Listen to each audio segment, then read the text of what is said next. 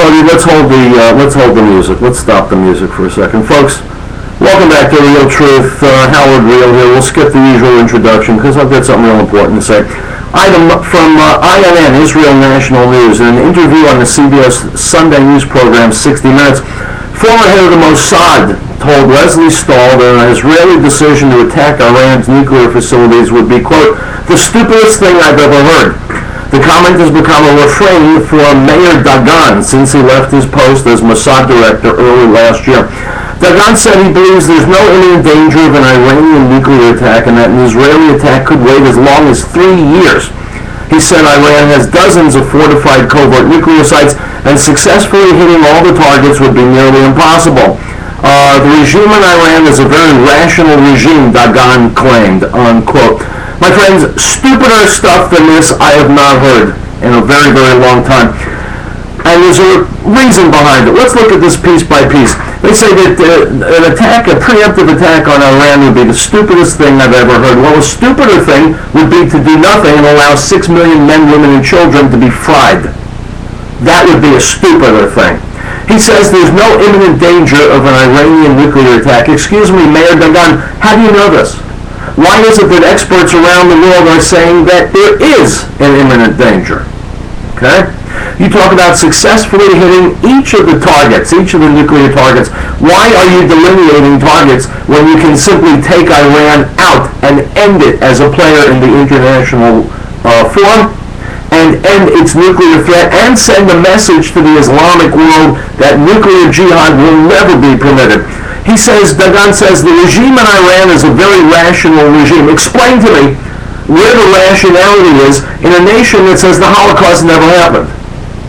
Where is the rationality in a nation that says we're going to kill 6 million men, women, and children? Mr. Dagan, is this rational? Is it intelligent? Is it not the stupidest thing I've ever heard of in my life?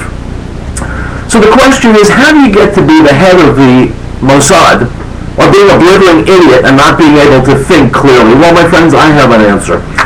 And the answer comes in a book that I'm reading by Lord Rabbi Jonathan Sacks. He's the chief rabbi of Britain. He wrote a book called Covenant and Conversation, a weekly reading of the Jewish Bible. And he's writing about this week's Parsha. Okay? And he quotes a book, interestingly, by a guy named Philip Riell called My Life Among the Death Works. And what Philip Riell writes is the following. He breaks the history of mankind into 3 general categories. The first, he says, was the pagan era, where people would see the world in terms of primordial powers, indifferent or hostile to humanity. The second stage, initiated by Judaism and followed by Christianity and Islam, sees the world as governed by a single transcendental power who discloses his will for humanity in the form of revelation. So far, so good. The third age, which is our own, Riell writes, has lost belief in both fate and faith. There is no overarching meaning to life. There's no ultimate truths. There are only stories we tell ourselves, and these have no authority other than the fact that we chose them. There is, in fact, no moral authority beyond the self. Nothing is forbidden in and of itself. All that matters is what we decide. The creative artist replaces the prophet. The psychotherapist replaces the priest. All that's left by way of meaning is the stories we fantasize for ourselves. We've called this the age of fiction. Hence, human history is the move from fate to faith to fiction.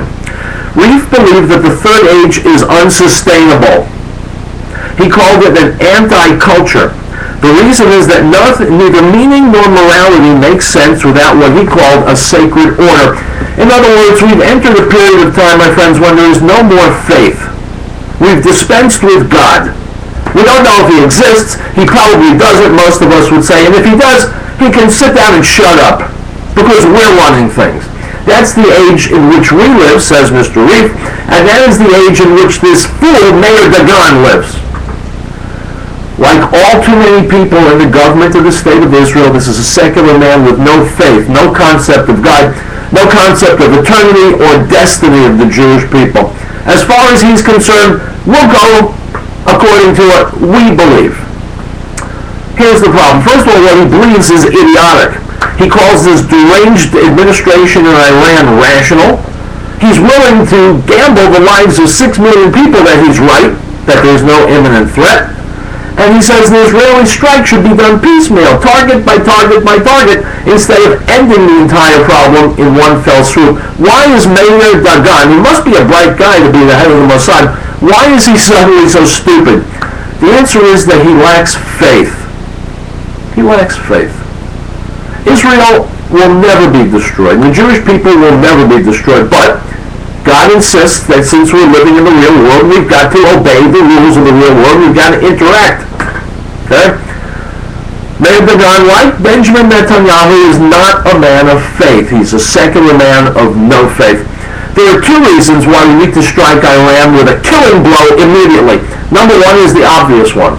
If one comes to slay you, slay him first before they can launch on us, which they have said, they've bragged they're going to do.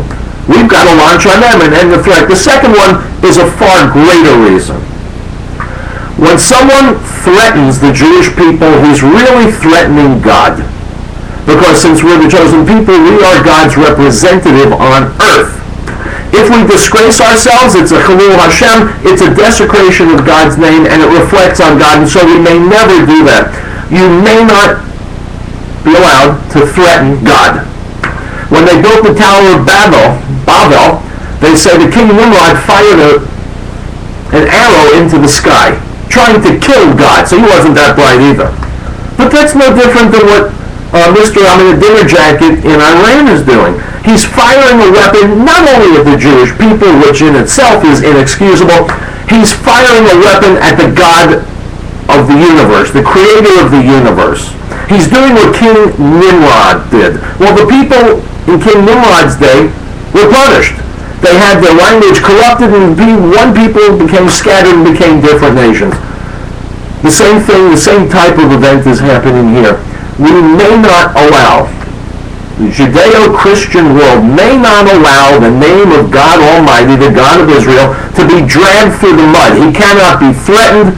He cannot be intimidated. And if we don't act against those who try to threaten and intimidate God, then we become as guilty as he is. This is something that's completely alien to Meir Dagan, to Benjamin Netanyahu, and most of the people who comprise what we laughingly call the government of the State of Israel, the corrupt, venal collection of hack politicians. You have to live life with faith. Those who threaten a new Holocaust may not live. I haven't said it until now, I'll say it now. You're listening to Real Truth. It's a brand new week, and we'll be right back. I think I said it pretty clearly. I'm Israel Chai.